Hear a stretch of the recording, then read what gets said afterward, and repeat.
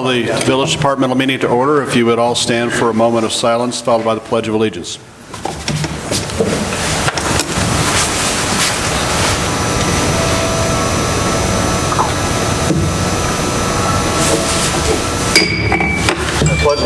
To the flag of the United States of America and to the republic for which it stands, one nation, under God, indivisible, with liberty and justice for all.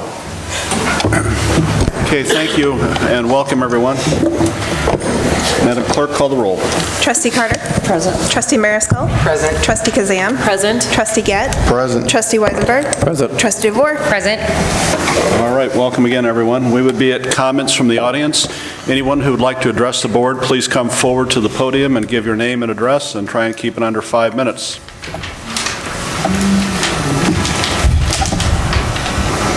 Comments from the audience? Going once? Going twice? Okay, those are closed. We'll go right into old business. Any old business come for the board? Hearing none, we'll go right into new business then. The first is Public Works with Trustee Carter. It's discussion of a Samuel Engineering contract payment in the amount of $12,602.40. Trustee Carter? Okay, from my understanding, what I'm hearing, this is for Herman and Associates for the Samuel project that we have contracted with them, just to keep, I guess, to go through the project to make sure that everything's lining up. Someone else can chime in on that. That's the way I'm taking it. Correct. Mike or Dave, did you want to come and give an update on this and get into this, kind of what the Herman Associates, what they're doing for the village? Mike, just come up here if you would, please. Yep.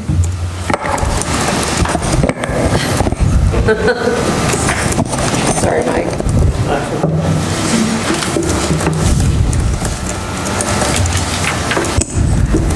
Yeah, basically they are kind of, I call it putting checks and balances to make sure that they are keeping up to standards on what they're supposed to be doing with the project.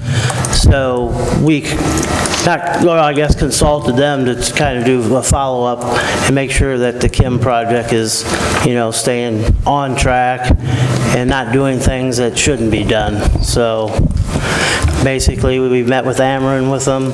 Right. Different things like that, so the village is not getting stuck, out in the outfield of, paying for something we shouldn't. They're doing a great job of looking out for the village's best interests. I just wanted Mike to go through the details on it. And it's not only the Samuel project, it's also the alley improvements and everything else that goes along with it. So they're kind of our watchdog to make sure the project's going well. So it's time to pay for the service. Pay the service, yes. And plus I do too, I keep an eye on them too daily over there, so I'm just making sure that the village something's destroyed that I do bring to someone's attention, so, or, anything that's tore up, things like that, so basically they are a watchdog group and we're not getting. I appreciate that, Mike. So I have Public Works, I have the village engineer and the building inspector all keeping a close eye on this project. So thanks for all you're doing. Yeah. Any questions for Mike? Shouldn't this be an expense for the Kim project? Why are we covering the expense of making sure they're not damaging anything? Is that not? It's part of the redevelopment agreement. Part of what the village agreed as the TIF incentives for the developer was that we would do public infrastructure, alley, storm sewer. Once $1 million in increment was created, correct, Council? Correct. So in other words, we're using that additional tax revenue that's generated to pay this. So the idea, that's the whole idea behind TIF, it generates the revenue. We apply that to the infrastructure, which lessens the financial burden on the developer and makes the project more viable. Okay. Anyone else? So let me preface this by saying that all of these action items tonight are for discussion only and to be sent to the full board in case I missed something. So all of our business tonight is not for final action, just to send to the board, unless someone disagrees with something and you're not ready to send it to the board, but I think we are in this. Is that correct? Mm-hmm. All right. Mayor. The action items aren't for final action on here? There's action items. There's two action items. One for the March 17th meeting and These two one are for the actually- one-time these transfer ones of that don't have funds. anything listed are all discussion. Which two, Stephanie? So these ones up through here are all discussion. This and this are both action. So there's Okay, two oh, got it, action okay, thank you for pointing that out, I missed that. Trustee Carter, anything under Public Works, anything else? I don't think so. I think we're good. Hasn't been any snow, so. Yeah, potholes are being filled, so if anybody's got any problem with potholes, make sure you call the village. Let me know, get a work order, so we're basically, hopefully we're standing down, but I don't know yet. We'll have to see. We got plenty of salt Dave, still. anything? You're in a lot better shape than Peoria. Okay. Thank you, Trustee Carter. We'll move on to Economic Development with Trustee Kazam. The first is request for use of Tower Park for the American Cancer Society's Night of Hope on June 12th, 2020. Yes, so Mayor, I don't know if we have anyone in the audience this evening. Perfect. Would you come up and give us a little Welcome, short sir. explanation?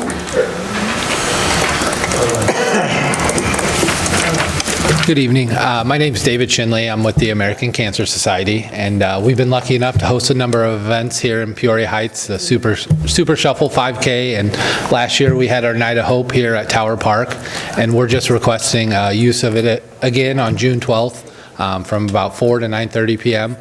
This event is a community event where we invite the community to come out, honor our cancer survivors, raise funds for the American Cancer Society, and just really bring everybody together. So. All right. Thanks. Anything else, Trustee Kazam, on that? Not on that. If this is okay with people, then it will go to the next meeting for action, correct? For the sake of time, as long as there's a consensus to send it to the full board, I'm hearing that. Okay. Yeah. Next would be a request for use of Tower Park for the National Cancer Survivors Day on June 7th, 2020. Trustee Kazam? Again, do we have anyone? Perfect, thank you. I read all the literature in here, but I think you'll do it justice. Yeah, and I want just something so everybody can look at what I call it. It's short. Thank you for having me. I'm Kathy Copeland. I'm from Cancer Services at OSF St. Francis.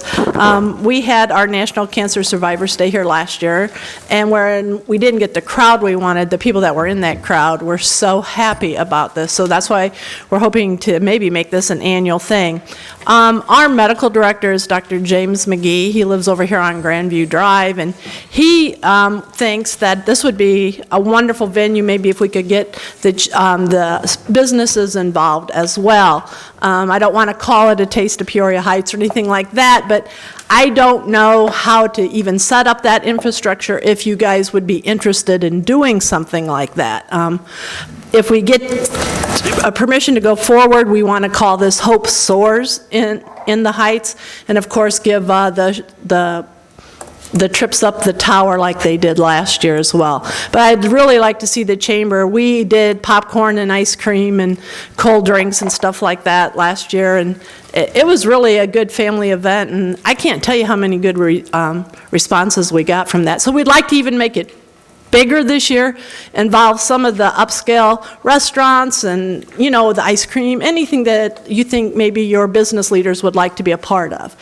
So I would like to go further into that. I know this isn't the place to do it, so I would be asking for some kind of a meeting about that as well. Well, we appreciate you having your fundraiser here, ma'am, and we wish you much success. I'd ask Trustee Kazam to facilitate a meeting with you and the Chamber of Commerce and Administration, and we'll take it from there. How's that? That sounds perfect. Thank you. Thank you so much. Okay.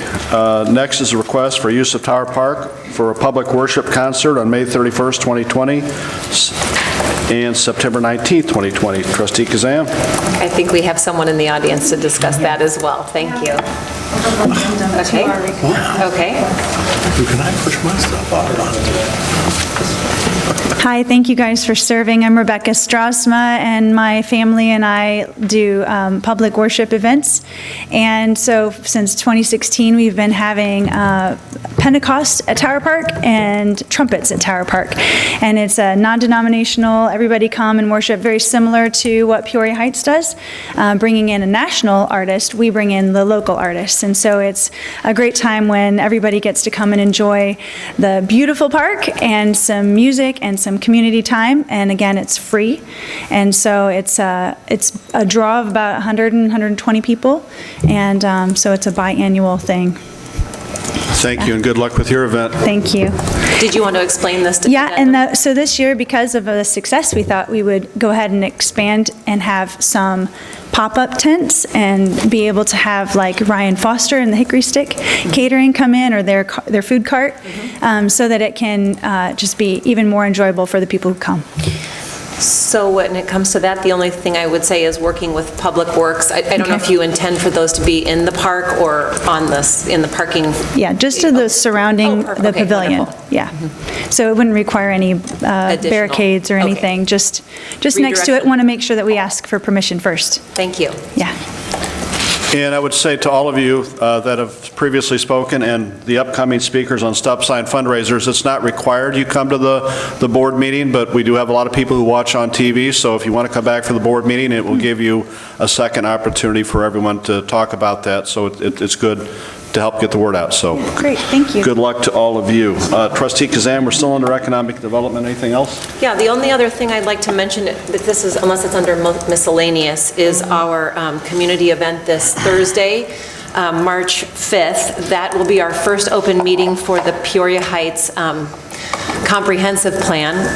A few months ago, this board approved a $98,000 budget for this comprehensive plan, and this Thursday evening at the Peoria Heights Grade School, we will be welcoming anyone and everyone from our community to give their thoughts and interest to what is important to them for our future going forward. So this is something that will be the blueprint of Peoria Heights for the next 20 years.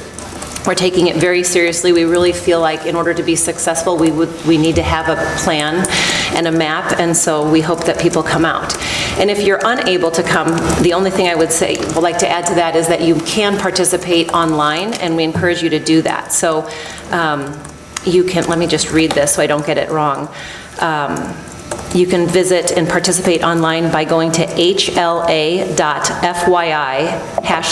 #Peoria Heights. There's not an at, huh? And that link is on the website too, I think. Okay, the link's on the, okay. So that's all I have to say about that. Okay, anything else? We'll move on to administration then. Trustee Gett, the first is a request for a stop sign fundraiser event from the Lions Club on October 10th, 2020. Thank you, Mayor Phelan. Okay, come on up. Good evening.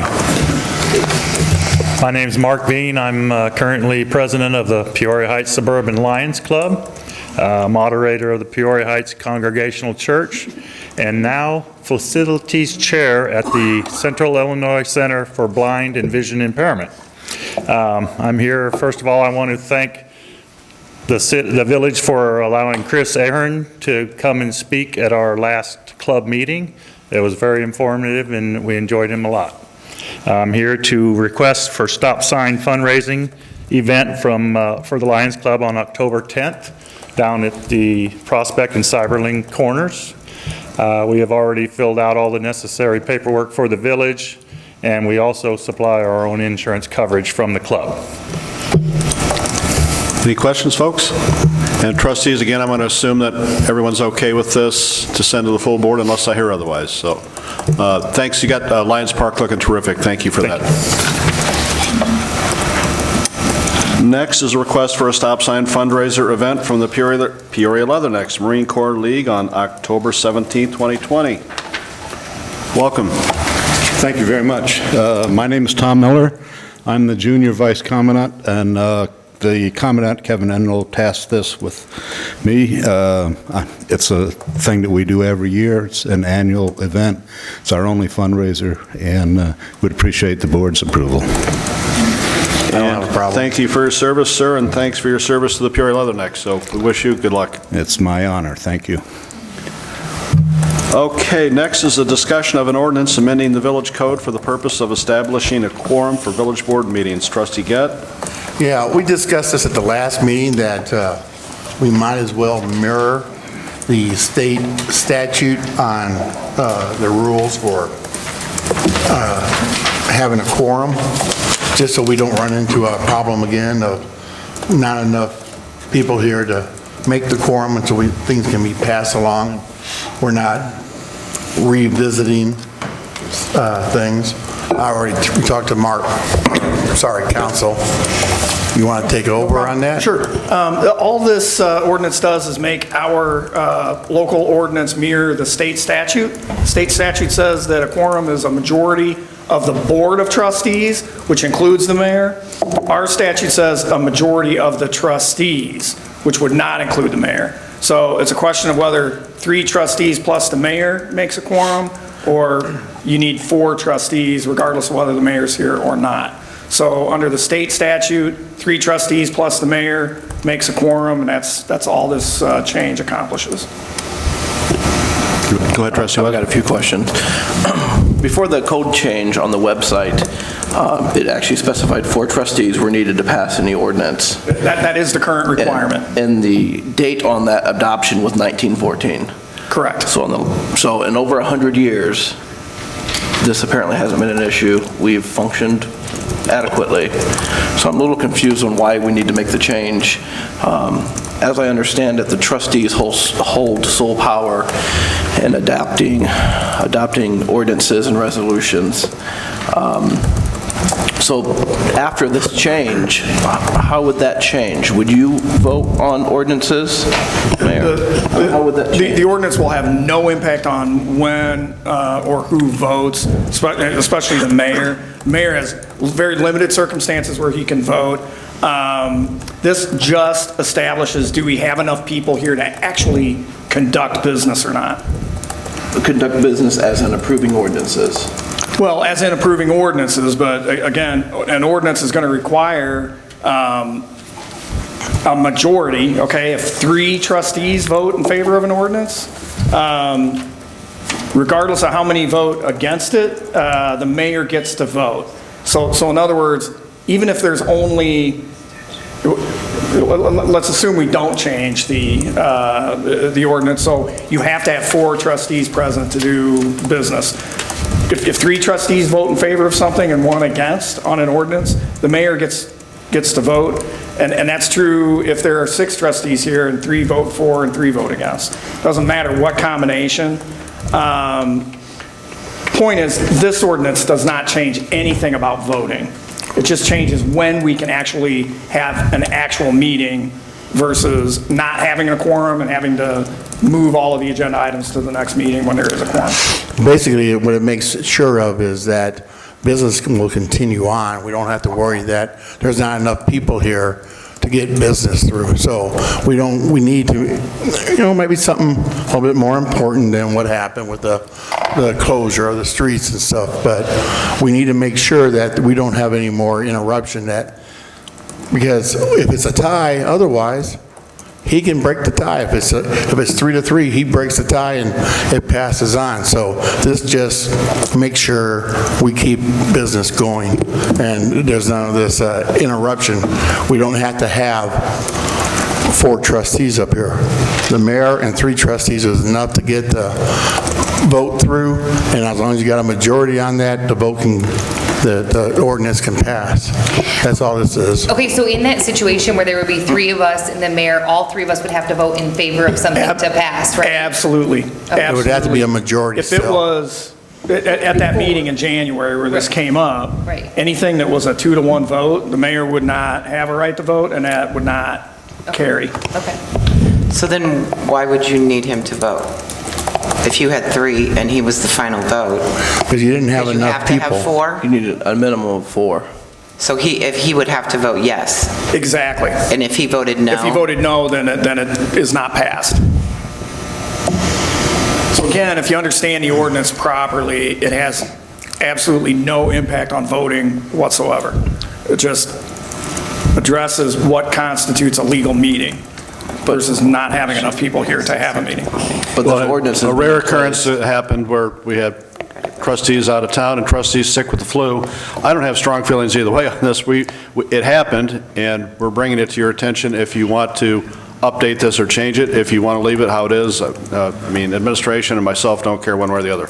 I do think that it's good to bring it up to date here. I mean, as Trustee Weisenberg states, it hasn't been examined in a very long time, and I think that we need to conduct business as efficiently and as effectively as we possibly can. So I'm I don't see a downside to this. I think it's hard to conduct business when trustees don't show up for meetings. So, like I said, in 100 years, over 100 years, this hasn't been an issue, otherwise it would have been changed before now. Well, we've never had that problem before, but it happened this time around. And I think was that sick was and two trustees were absent from the community, so we need to make sure that we have enough people here to conduct business and we're not slowing things down. I mean, it might have been something more important, so I think we should just update it. Just because it hasn't been changed in over 100 years doesn't mean that it's a good thing. I think we need to update it, bring it up to speed for the rest of the, But I'm looking at this, I'm looking at the part that's crossed out, so that's the part that's going to go away? Correct. Okay, so on that it says, "A majority of the Board of Trustees shall constitute a quorum to do business." That was always there. No. Is that being added in? I added the word board of before trustees. The underlined word board and of is being added to clarify that the quorum is a majority of the board, not just a majority of the trustees. The board includes the mayor, but he's not a trustee. So when you say a majority of the trustees, that means 4 trustees. If you say a majority of the board, 3 trustees and the mayor would be a majority. So the majority of the board. And then, so then of trustees will be taken out? No. That will stay? That will stay. It'll just basically be saying majority of the board. In other words, the mayor's vote counts. It's included. We don't have to have 4 trustees in order to enact business. The part that is stricken is just surplus language. That is the law. I didn't want that. It has a tendency to confuse quorum requirements with voting requirements. We can never adopt anything without a majority in favor. If there is a tie or 3 trustees vote in favor, then the mayor gets to break the tie one way or the other, yes or no, up or down. But that statement in the quorum section had no place in the quorum section, so I took it out.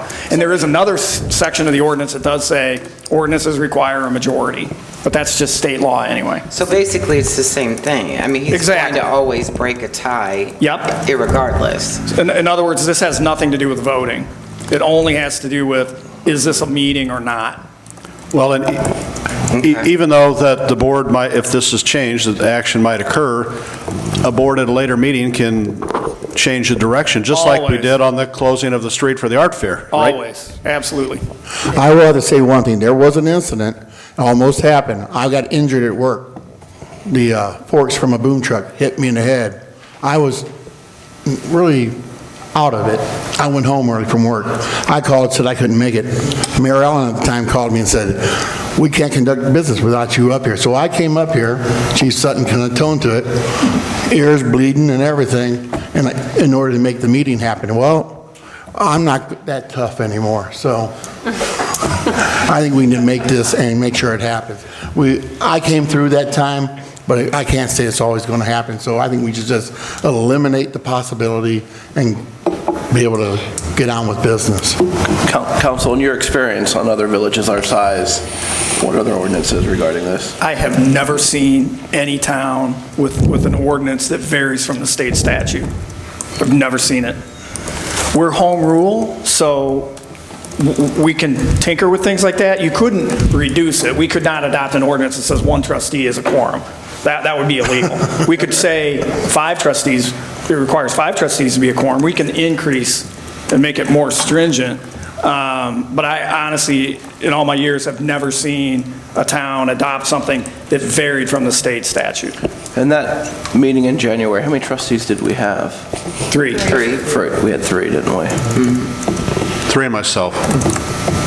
Now, those ordinances that were on there, we were able to ratify those, and that's why we ratified them at the last meeting. But that's a good example of something that has a time deadline. Those ordinances had to be adopted and to the county clerk before March 1st. or the citizens of Peoria Heights would have been taxed an incredible amount of money because we missed the deadline. And with having only one business meeting a month, it is always possible that you have a time-sensitive matter. And now, we can always call a special meeting. We can always do that, and we've done it in the past. But it's just, a lot of times we have routine things that are time-sensitive. And so, anyway. So can you walk through, sorry this is taking so long, but walk through the January meeting with me. So we had 3 trustees and the mayor. So I voted no, 2 trustees voted yes. So your vote would only have made a third, and if our quorum is now 7, that's still not, I'm not adding that up. Well, I just use that was the example where we didn't have the... No, I understand, but this ordinance is to fix the issue that essentially I created. But no, I wouldn't phrase it that way. Well, no, but even then we wouldn't have had... We still wouldn't, that motion would not have carried. It still wouldn't have passed. So what is this ordinance fixing then? Allowing us to conduct business. And, so it's unrelated to the January meeting.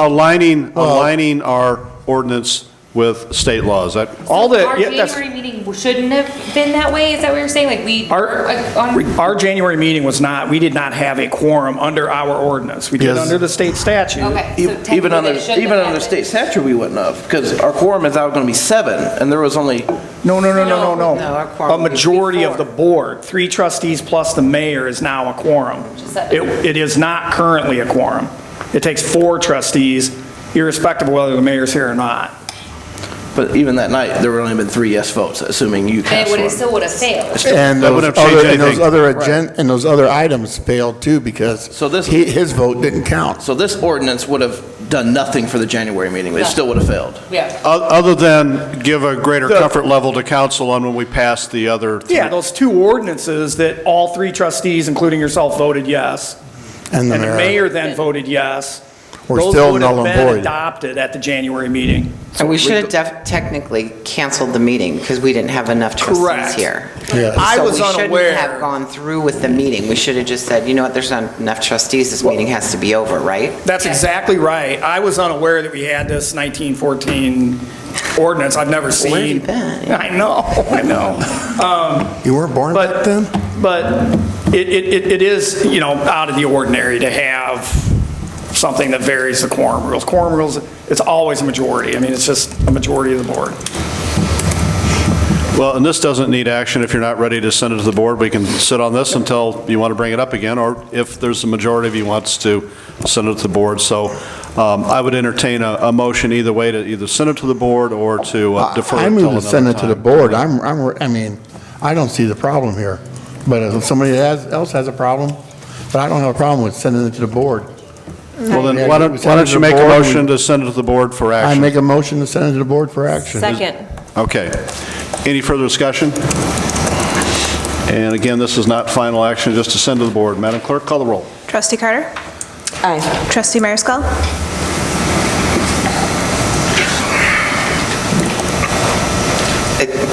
Aye. Trustee Kazam? Aye. Trustee Gett? Aye. Trustee Weisenberg? Aye. Trustee DeVore? Aye. Okay, and send it to the full board. It's still, you can still vote against it, or you can amend it too, so. All right. I guess we just need to Trustee Gett, we're still with you. This is an action item. Cancellation of the March 17th, 2020 Board Meeting of Trustees. I make a motion to cancel the March 17th, 2020 Board of Trustees meeting. There's a second? There's, okay. Second. Any discussion? If there's no discussion, Madam Clerk, call the roll. Trustee Carter? Aye. Trustee Mayerscough? Aye. Trustee Kazam? Aye. Trustee Gett? Aye. Trustee Weisenberg? Aye. Trustee DeVore? Aye. Okay, so we will not be here on March 17th. Trustee Gett, anything else under administration? That's all I have right now. Chief, all right. We'll move right on to fire with Trustee Weisenberg. One item is a discussion item, payment for repairs to the aerial fire unit in the amount of $5,827.75. Trustee Weisenberg? Yeah, this was quite the story. So truck 65, the ladder truck, suffered a steering box failure during a call. I think I had emailed everyone about it. Is this during homecoming week? Yeah. Okay. They're actually going down Forest Park Hill and the power steering box failed. So imagine driving that truck down a hill with no power steering. So it was quite the experience for him. So it could have been a lot more expensive. The total replacement for that unit was like 25 grand, but we were able to get it repaired. And that cost came out to just shy of $5,600. Down what hill? 59. Forest Park Hill.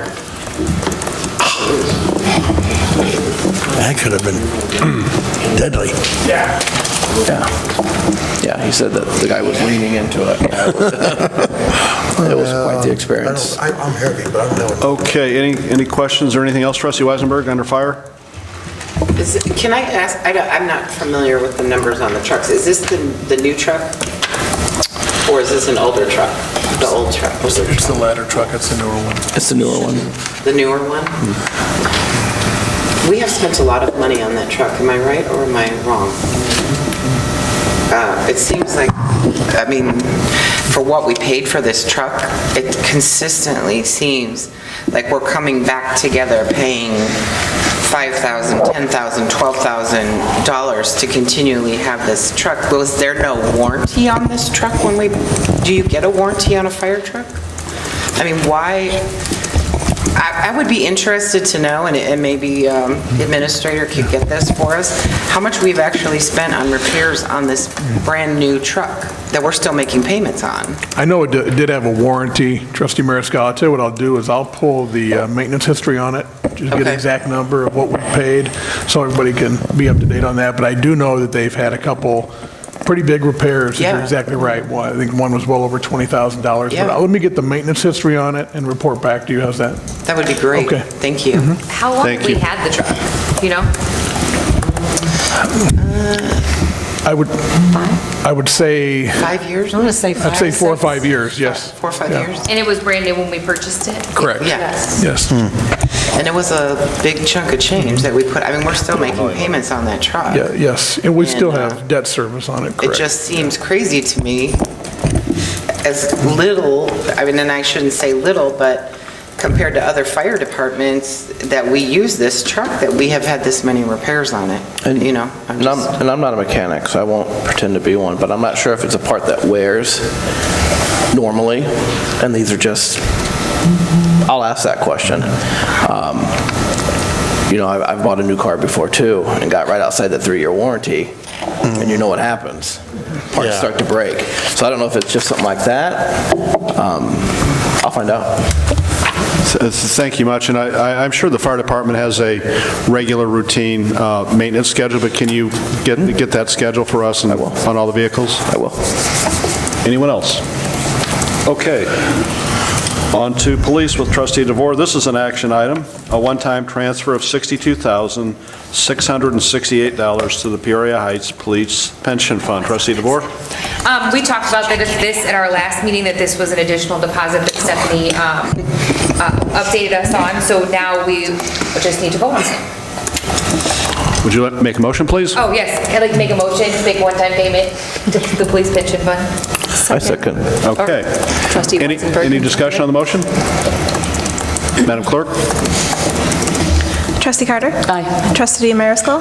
Aye. Trustee Kazan? Aye. Trustee Gett? Aye. Trustee Weisenberg? Aye. Trustee DeVore? Aye. All right. Trustee DeVore, anything else under police? No, Mayor. Any miscellaneous business come for the board? I'd like to just ask a couple questions again about the budget. And so if there's the items on there, we need to bring those to you, Chief Sutton, and then we'll discuss those again at were we going to vote on the 24th, or were we going to discuss this again? I believe that's a discussion on the 24th. It's a discussion? Yes. Okay, now will the items that we bring to you be brought up at that? Yes. Okay. Well, and Trustee Mariscal, if you have something you would like to change, if you and Chief Sutton can agree upon that, then, you know, we'll bring that to the board. If there's still a disagreement, you can always make an amendment, you know, at that time. Okay.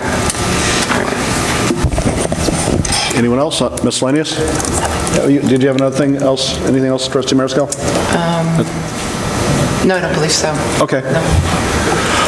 Council, since we are canceling our regular board meeting, how should we take final action on these items tonight? When should that be?